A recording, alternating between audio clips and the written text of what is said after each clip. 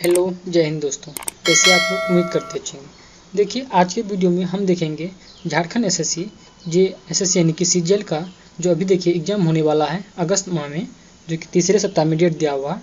देखिए, उसके लिए जो है अगर आपका सेकंड पेपर हिंदी लिए हैं तो आपके लिए यह वीडियो काफ़ी महत्वपूर्ण होने वाला है। देखिए, इस बुक में जो है टोटल 30 मॉडल प्रैक्टिस सेट दिया हुआ है। जिस तरह से एग्जाम में पूछे जाते हैं उसी पैटर्न पर आधारित इसमें टोटल 30 प्रैक्टिस सेट दिया हुआ है। इस वीडियो से पहले अब तक हम 15 सेट कंप्लीट करा रखे हैं, जिसका प्लेलिस्ट बना हुआ है। अगर आपने इससे पहले के वीडियो नहीं देखे हैं तो प्लेलिस्ट में जाके सभी वीडियो को देख सकते हैं। आज हम इसमें सेट नंबर 16 देखेंगे। अगर आप चैनल पर पहली बार आए होंगे तो आपसे रिक्वेस्ट है कि आप चैनल को सब्सक्राइब जरूर कीजिएगा। और किसी प्रकार की दिक्कत है आप कमेंट में ज़रूर बताइएगा। देखिए, अगर आप इस संपूर्ण बुक का PDF लेना चाहते हैं तो PDF आपको कहाँ मिलेगा, इसकी सारी जानकारी हम वीडियो के आगे आपको बताएंगे। आप वीडियो के लास्ट तक जरूर बने रहें। तो चलिए बिना किसी देर का आज के टॉपिक का पहला प्रश्न को हम देखते हैं। तो पहला प्रश्न में दिया हुआ है, रसोई घर में कौन सा समास है। ये जो रसोई घर है इनमें कौन सा समास है। इसका आंसर हो जाएगा ऑप्शन नंबर ए, तत्पुरुष समास। कौन हो जाएगा? तत्पुरुष समास हो जाएंगे। अगला प्रश्न है, उटपटांग शब्द में कौन सा समास है। उटपटांग शब्द जो है इसमें कौन समास हो जाएगा? ये हो जाएगा आपको बहुब्रीहि समास। कौन हो जाएगा? बहुब्रीहि समास हो जाएगा। अगला प्रश्न है, 9 2 11 होना मुहावरे का क्या अर्थ होता है। इसका आंसर हो जाएगा ऑप्शन नंबर डी, भाग जाना। क्या हो जाएगा? भाग जाना हो जाएगा। अगला प्रश्न है, चेहरे पर हवाइयाँ उड़ना का क्या अर्थ होता है। इसका आंसर ऑप्शन नंबर बी हो जाएगा आपको घबरा जाना। क्या हो जाएगा? घबरा जाना हो जाएगा।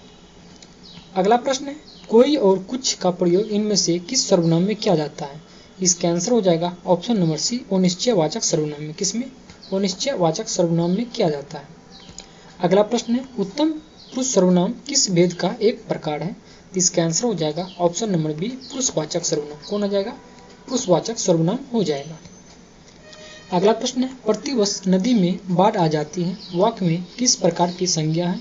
इसका आंसर हो जाएगा ऑप्शन नंबर बी, जातिवाचक संज्ञा। कौन हो जाएगा? जातिवाचक संज्ञा हो जाएगा। अगला प्रश्न है, द्वार द्वार भटकना में प्रयुक्त द्विरिक्त द्वार द्वार क्या है।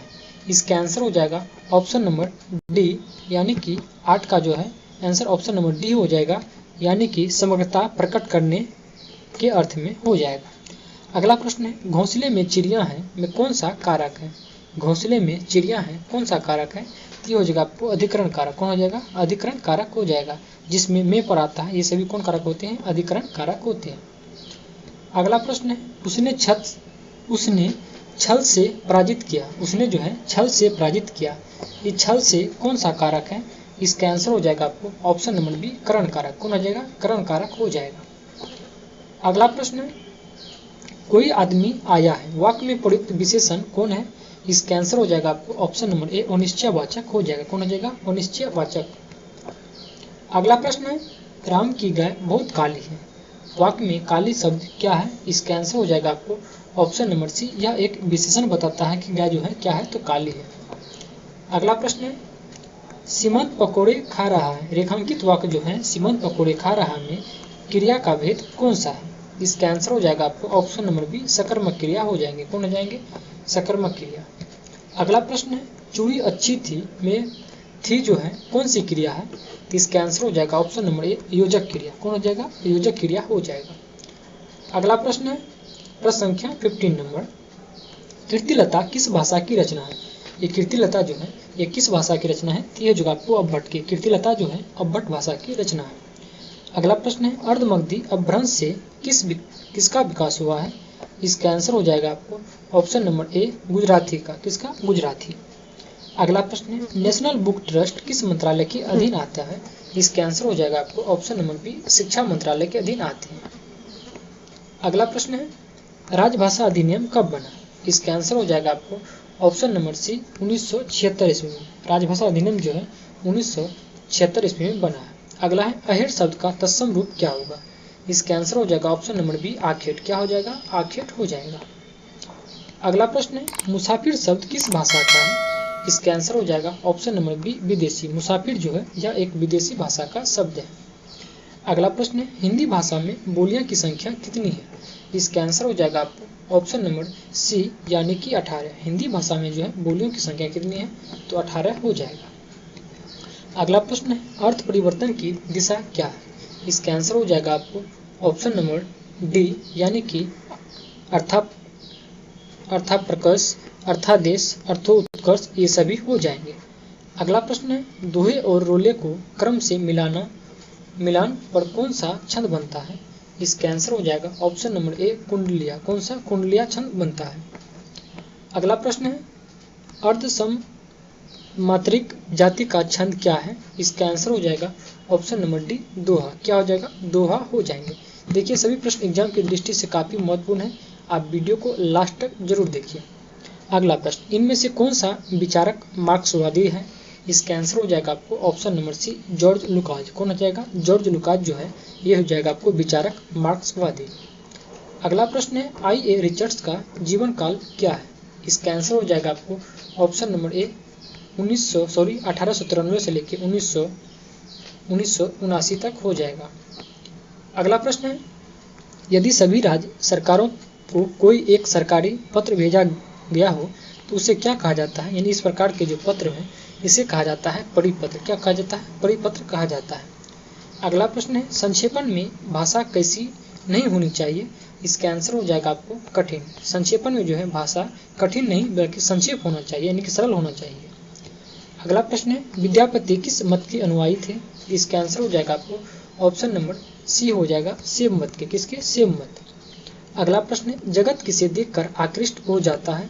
इसका आंसर हो जाएगा आपको ऑप्शन नंबर बी माया को। माया को देखकर जो है जगत क्या होते हैं? आकृष्ट हो जाते हैं। अगला प्रश्न है मन ही मांझ रही का अर्थ क्या है। इसका आंसर हो जाएगा आपको ऑप्शन नंबर ए मन की बात मन में ही रहना। ये हो जाएगा मन ही मांझ रही का मतलब। अगला प्रश्न है अप्रस शब्द का यहाँ क्या अर्थ है। अप्रस शब्द जो है इसका अर्थ यहाँ पे क्या है? यहाँ हो जाएगा आपको अनासक्त हो जाएगा। क्या हो जाएगा? अनासक्त। अगला प्रश्न है तुलसीदास किसकी कविता है। तुलसीदास जो है यह किसकी कविता है। इसका आंसर हो जाएगा आपको ऑप्शन नंबर ए भक्ति धारा का। तुलसीदास जो है भक्ति धारा का कविता है। अगला प्रश्न है बिहारी की भाषा का नाम क्या है। इसका आंसर हो जाएगा आपको ऑप्शन नंबर बी मानक ब्रज भाषा हो जाएगा। बिहारी के जो भाषा का नाम था कौन? मानक ब्रज भाषा। अगला प्रश्न है लुटकी और कामरिया पर क्या नौछावर किया जा सकता है। लुटकी और कामरिया पर जो है क्या नौछावर किया जा सकता है। इसका आंसर हो जाएगा आपको तीनों लोगों का राज। तीनों लोगों का राज जो है यह नौछावर किया जा सकता है। अगला प्रश्न विद्यापति के पूर्वज किसके विद्वान थे। विद्यापति के जो पूर्वज हैं या किसके विद्वान थे, ये हो जाएगा आपको संस्कृत के। किसके? संस्कृत के हो जाएंगे। अगला प्रश्न कबीर की काव्य भाषा कौन सी है। इसका आंसर हो जाएगा ऑप्शन नंबर बी सुधुकरी। कबीर की जो है काव्य भाषा क्या है, ये हो जाएगा आपको सुधुकरी हो जाएगा। अगला प्रश्न है उद्धत गोपियों की विरह दशा देखकर उपदेश देते थे किस प्रकार का। यानी किसको उपदेश देते थे, ये हो जाएगा आपको ज्ञानो उपदेश देते। कौन? ज्ञानो उपदेश देते थे। 38 का बी नंबर आंसर बिल्कुल करेक्ट हो जाएगा। अगला प्रश्न है तुलसीदास ने रामचरितमानस की रचना कब प्रारंभ की थी। ये हो जाएगा आपको 1574 ईस्वी में। कब किया था? 1574 ईस्वी में प्रारंभ किया था। अगला प्रश्न है बिहारी किस राजा के काल में कार्यशील हुए थे। ये हो जाएगा जहांगीर के कार्यकाल में। कब हुआ था? जहांगीर के कार्यकाल में प्रारंभ हुआ था। अगला प्रश्न देखते हैं प्रश्न संख्या 41। कौन जाति स्वाभिमान, आत्मगौरव, शौर्य और पराक्रम की कवि है। इसका आंसर हो जाएगा ऑप्शन नंबर डी भूषण। क्या हो जाएगा? भूषण हो जाएंगे। अगला प्रश्न है प्रश्न संख्या 42 नंबर। तुलसीदास ने कितने वर्षों तक काशी में शिक्षा ली थी। इसका आंसर हो जाएगा आपको ऑप्शन नंबर ए 13 वर्षों तक। कितना? 13 वर्षों तक हो जाएंगे। अगला प्रश्न है किस रचनाकार को आधुनिक हिंदी साहित्य का पिता कहा जाता है। यानी कि किस रचनाकार को जो है आधुनिक हिंदी साहित्य का पिता कहा जाता है। ये हो जाएगा आपको भारतेंदु को कहा जाता है। किसे? भारतेंदु को। अगला प्रश्न है आचार्य रामचंद्र शुक्ल ने हिंदी का पहला उपन्यास इनमें से किसे माना है। इसका आंसर हो जाएगा आपको परीक्षा गुरु को। किसे माना है? परीक्षा गुरु को।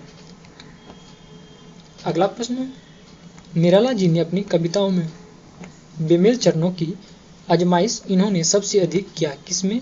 इसका आंसर हो जाएगा आपको विलक्षणा के रूप में। किसमें? विलक्षणा के रूप में। अगला प्रश्न है मैथिली शरणगुप्त कीर्ति साकेत है किस प्रकार का? ये हो जाएगा आपको यह एक महाकाव्य है। साकेत जो है मैथिली शरणगुप्त का यह एक क्या है? महाकाव्य है। अगला प्रश्न है 47 नंबर, क्रांतिकारी निराला किसकी रचना है? इसका आंसर हो जाएगा आपको option number B Bachchan Singh का। किसका हो जाएगा? बच्चन सिंह का हो जाएगा। देखिए अगर आप इस संपूर्ण बुक का पीडीएफ लेना चाहते हैं बिल्कुल फ्री ऑफ कॉस्ट में तो आप हमारे टेलीग्राम ग्रुप को ज्वाइन कर लीजिए। पीडीएफ वहाँ पे बिल्कुल फ्री ऑफ कॉस्ट में मिल जाएगा। अगला प्रश्न, पंत जी का जन्म किस दिन हुआ था? इसका आंसर हो जाएगा आपको ऑप्शन नंबर ए रविवार के दिन। कब हुआ था? रविवार के दिन हुआ था। अगला प्रश्न है प्रसाद जी ने जिज्ञासा को लेकर किसकी रचना की थी? तो इसका आंसर हो जाएगा ऑप्शन नंबर सी प्रेम पथिक की। यानी कि प्रसाद जी जो है जिज्ञासा को लेकर प्रेम पथिक की रचना की थी। अगला प्रश्न है आत्मिकता शीर्षक कविता पंत के किस काव्य में संकलित है? ये हो जाएगा आपको बीना में। किसमें है? बीना में। अगला प्रश्न है महादेवी का काव्य मूलतः किस रूप में है? ये हो जाएगा आपको गीति काव्य हो जाएगा, यानी कि गीति काव्य हो जाएगा। क्या हो जाएगा? महादेव का गीति काव्य। अगला प्रश्न है दिनकर को कविता लिखने का प्रेरणा कहाँ से मिला है? इसका आंसर हो जाएगा आपको ऑप्शन नंबर ए नाटक और रामलीला से। कहाँ से मिला है? नाटक और रामलीला से मिला है। अगला प्रश्न है अघे जी सैनिक जीवन कब व्यतीत किए? इसका आंसर हो जाएगा आपको ऑप्शन नंबर ए 1948 से 50 ईस्वी में। कब हो जाएगा? 1948 से 1950 ईस्वी में हो जाएगा। अगला प्रश्न है प्रसाद जी की ब्रज भाषा की कविताएं किस संग्रह में है? इसका आंसर जो हो जाएगा ऑप्शन नंबर ए चित्रधार में। किसमें? चित्रधार में संकलित है। अगला प्रश्न देखते हैं प्रश्न संख्या 55 नंबर, इन काव्यों में कौन सा काव्य दिनकर रचित है? यानी दिनकर के द्वारा कौन सा काव्य रचित किया गया है? तो हो जाएगा आपको सामधेनु। ये सामधेनु जो काव्य है ये दिनकर का रचित कविता है। अगला प्रश्न है नागार्जुन ने प्रस्तुत कविता में किस प्रकृति के शासक पर चोट की है? इसका आंसर हो जाएगा आपको ऑप्शन नंबर डी इनमें से कोई नहीं हो जाएगा। अगला प्रश्न है प्रश्न संख्या 57, धूमिल ने मोहभंग को किस ढंग से अभिव्यक्त किया है? इसका आंसर हो जाएगा ऑप्शन नंबर बी यानी कि प्रभावशाली ढंग से। किस रूप में हो जाएगा? प्रभावशाली ढंग हो जाएगा। अगला प्रश्न है अघे का जन्म कहाँ हुआ था? यानी अघे जी जो है इसका जन्म कहाँ हुआ था? ये हो जाएगा आपको कसिया देवरिया में हुआ था, यानी कि ये पड़ता कहाँ? उत्तर प्रदेश में। अगला प्रश्न है सतरंगे पंखों वाली किसकी काव्य रचना है? सतरंगे पंखों वाली जो है या किसकी काव्य रचना है? ये हो जाएगा आपको नागार्जुन की। किसकी हो जाएगा? नागार्जुन। अगला प्रश्न है ईश्वर की कलाई मोड़ सकता हूँ मैं हर क्षण प्रार्थना मंत्रों को नहीं अपने को दोहराता हूँ काटता छांटता और बदलता हूँ। उपयुक्त पंक्ति सर्वेश्वर दयाल सक्सेना की किस कविता में है? ये हो जाएगा आपको युद्ध स्थिति में। ये जो पंक्ति लिया गया है सर्वेश्वर दयाल के सक्सेना का युद्ध की स्थिति वाली कविता से लिया गया है पंक्ति। अगला प्रश्न है सूर्यकांत त्रिपाठी निराला का जन्म कब हुआ था? सूर्यकांत त्रिपाठी निराला जो है इसका जन्म हुआ था आपको 1896 ईस्वी में हुआ था। अगला प्रश्न है पंत जी प्रारंभिक शिक्षा का कहाँ हुई थी? पंत जी का जो है प्रारंभिक शिक्षा हुआ था गवर्नमेंट हाई स्कूल अल्मोड़ा में हुआ था। कहाँ हुआ था? गवर्नमेंट हाई स्कूल अल्मोड़ा में। अगला प्रश्न है यामा में महादेवी किसकी काव्य कृतियों की कविताओं का एक साथ संग्रह हुआ है? इसका आंसर हो जाएगा ऑप्शन नंबर बी 4। कितना? 4। अगला प्रश्न है प्रसाद का प्रारंभिक शिक्षा कहाँ हुई थी? प्रसाद जी जो है इसका प्रारंभिक शिक्षा कहाँ हुआ था? ये हो जाएगा आपको उनके घर पे ही हुआ था, यानी कि घर से ही। अगला प्रश्न है होडी के सबसे छोटे भाई का क्या नाम था? होडी के सबसे छोटे भाई का नाम था शोभा। क्या नाम था? शोभा नाम था। अगला प्रश्न है प्रश्न संख्या 66 नंबर, डॉक्टर प्रशांत किसका घोर विरोधी था? इसका आंसर हो जाएगा ऑप्शन नंबर ए पूंजीवादी का, यानी कि डॉक्टर प्रशांत जो है यह पूंजीवादी का विरोधी था। अगला प्रश्न है प्रिंसिपल का चचेरा भाई किसके चचेरे भाई पर निगाह जमाए खड़ा हुआ था? इसका आंसर ऑप्शन नंबर सी हो जाएगा खन्ना मास्टर के चचेरे भाई पर। किसके? खन्ना मास्टर के चचेरे भाई पे निगाह लगाए बैठा था। अगला प्रश्न है प्रश्न संख्या 68, भोला किस जाति का था? इसका आंसर हो जाएगा आपको ऑप्शन नंबर ए भोला जो है यह अहिर जाति का था। अगला प्रश्न है गांधी महात्मा की जय का जयकारा किस टोली के नौजवानों ने लगाए थे? ये हो जाएगा आपको यादव टोली के नौजवानों ने। किस टोली की? यादव टोली के नौजवानों ने लगाए थे। अगला है यह घर मेरा नहीं कौन सी विद्या है? इसका आंसर हो जाएगा आपको ऑप्शन नंबर सी यह एक कहानी है। अगला प्रश्न है नाटक के किस अंक में भारतेंदु का प्रवेश होता है? इसका आंसर हो जाएगा आपको तीसरा। भारतेंदु का प्रवेश होता है तीसरा अंक में। अगला प्रश्न है प्रसंख्या 72 नंबर, सकराज की संधि कौन स्वीकार करता है? इसका आंसर हो जाएगा ऑप्शन नंबर बी रामगुप्त, यानी कि सकराज की संधि जो है यह कौन स्वीकार करता है? तो रामगुप्त। अगला प्रश्न है महेंद्रनाथ की बड़ी लड़की किसके साथ भागी थी? इसका आंसर हो जाएगा आपको ऑप्शन नंबर बी, यानी कि मनोज के साथ भाग गया था। किसके साथ? मनोज के साथ। अगला प्रश्न है 7 सदस्यों की कमेटी में कौन शामिल नहीं था? इसका आंसर हो जाएगा ऑप्शन नंबर बी भारत। 7 समिति की कमेटी जो था उसमें भारत शामिल नहीं था। अगला प्रश्न है ध्रुव सोमनी नाटक का सर्वाधिक षड्यंत्रकारी पात्र आप किसे मानते हैं? तो ये हो जाएगा आपको शिखर स्वामी को। किसे मानते हैं? शिखर स्वामी को सर्वाधिक षड्यंत्रकारी पात्र माना जाता है। अगला प्रश्न है कौन सा पात्र आधे अधूरे का है? इसका आंसर हो जाएगा ऑप्शन नंबर डी, यानी कि जुनेजा, सावित्री, महेंद्रनाथ ये सभी हो जाएंगे। अगला प्रश्न है 77 नंबर, किसका कथन है कि बालक के ऊपर दीनता और भूख ने एक साथ ही जैसे आक्रमण कर दिया? ये किस प्रकार का कथन, किसका कथन है? इसका आंसर हो जाएगा ऑप्शन नंबर ए, ये कहानीकार का कथन है। किसका? कहानीकार का।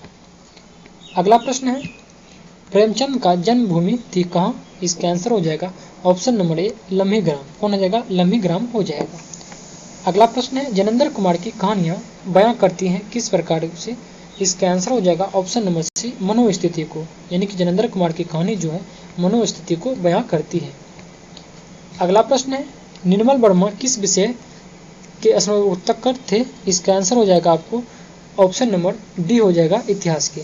निर्मल वर्मा जो है इतिहास से स्नातकोत्तर पास किए थे। अगला प्रश्न है कमलेश्वर को किस उपन्यास के लिए साहित्य अकादमी पुरस्कार मिला था? कमलेश्वर जो है इसको किस उपन्यास के लिए साहित्य अकादमी पुरस्कार दिया गया? तो ये हो जाएगा आपको कितने पाकिस्तान के लिए, कितने पाकिस्तान के लिए मिला था। अगला प्रश्न है उषा प्रियवंदा का विवाह किससे हुआ था? इसका आंसर ऑप्शन नंबर बी हो जाएगा आपको पियर निंक्रो से हुआ था। किससे हुआ था? पियर निंक्रो से। अगला है ज्वाला प्रतिदिन कितना कमा लेता था? इसका आंसर हो जाएगा ऑप्शन नंबर ए 2 आने से 6 आने तक कमा लेते थे प्रतिदिन। अगला प्रश्न है प्रसंख्या 84 नंबर, मिस पाल ने नौकरी क्यों छोड़ दी थी? इसका आंसर हो जाएगा आपको ऑप्शन नंबर ए क्योंकि विभागीय सहकर्मी की अनुचित व्यवहार के कारण से जो है मिस पाल नौकरी छोड़ दी थी। अगला प्रश्न है माधवा के माता पिता क्या करते थे? इसका आंसर हो जाएगा आपको ऑप्शन नंबर डी, माधवा के जो माता पिता हैं ये मर गए थे। अगला प्रश्न है जोखू को गंदी पानी पीने से कौन रोकता था? ये हो जाएगा आपको उसकी पत्नी गंगी। तो इसका आंसर ऑप्शन नंबर ए बिल्कुल करेक्ट हो जाएगा। अगला है कहानी में दुर्दांत रूप से महल पर फैन पटक पटक कर फुकफार करने लगता था कौन? ये करने लगता था समुद्र करने लगता, यानी ऑप्शन नंबर सी बिल्कुल करेक्ट हो जाएगा। अगला प्रश्न है प्रसंख्या 88, परिंदे की नायिका लतिका क्या था? इसका आंसर ऑप्शन नंबर ए हो जाएगा हरवुड से प्रेम करती थी, यानी कि परिंदे की नायिका लतिका जो था यह हरवुड से क्या करती थी? प्रेम करती थी। अगला प्रश्न है सरदार जी का नौकर धर्मा बाजार क्यों जा रहा था? इसका आंसर हो जाएगा ऑप्शन नंबर सी मक्खन लाने के लिए। किस लिए? मक्खन लाने के लिए जा रहा था। 89 के सी बिल्कुल करेक्ट हो जाएगा। अगला प्रश्न गजाधर बाबू किसके उपेक्षा के पात्र बने थे? इसका आंसर हो जाएगा ऑप्शन नंबर ए परिवार के। किसका? परिवार के हो जाएंगे।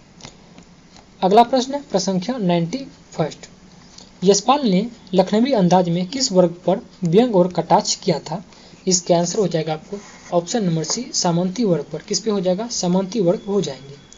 अगला प्रश्न 92 नंबर, रंजीत ने अपना सामान कहां पर छोड़ रखा था?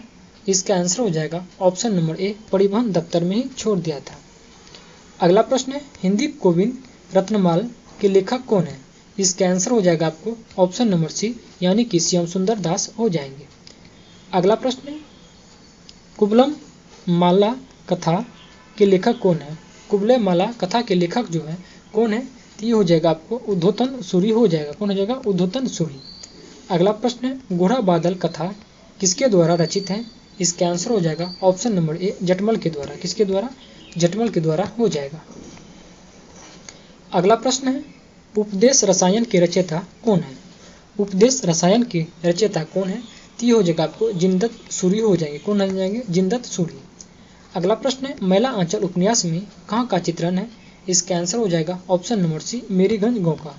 मैला आंचल उपन्यास में जो है मेरीगंज गाँव का चित्रण किया गया है। अगला है जयशंकर प्रसाद की कहानी पहली कहानी कौन सी थी? इसका आंसर ऑप्शन नंबर डी हो जाएगा आपको ग्राम हो जाएगा। कौन हो जाएगा? ग्राम। अगला प्रश्न है नीलम देश की राजकन्या किस विद्या की रचना है? इसका आंसर हो जाएगा ऑप्शन नंबर सी नीलम देश की राजकन्या जो है यह एक कहानी है। तो इसका आंसर ऑप्शन नंबर सी बिल्कुल करेक्ट हो जाएगा। देखिए आज के वीडियो का लास्ट प्रश्न है रामदहीन मिश्रकृत काव्य विमर्श का प्रकाशन कब हुआ था? इसका आंसर ऑप्शन नंबर ए हो जाएगा आपको 1951 ईस्वी में हो जाएगा। इस प्रकार से इस प्रश्न का आंसर ऑप्शन नंबर ए बिल्कुल करेक्ट हो जाएगा। देखिए उम्मीद करते हैं आपको वीडियो पसंद आएगी। अगर वीडियो अच्छा लगे तो आपसे रिक्वेस्ट है कि वीडियो को आप लाइक और शेयर जरूर कीजिएगा। पीडीएफ के लिए टेलीग्राम ग्रुप को ज्वाइन कर लीजिए। पीडीएफ बिल्कुल फ्री ऑफ कॉस्ट में मिल जाएगा। इसके बाद मिलते हैं आप लोग से अगले वीडियो में, तब के लिए धन्यवाद।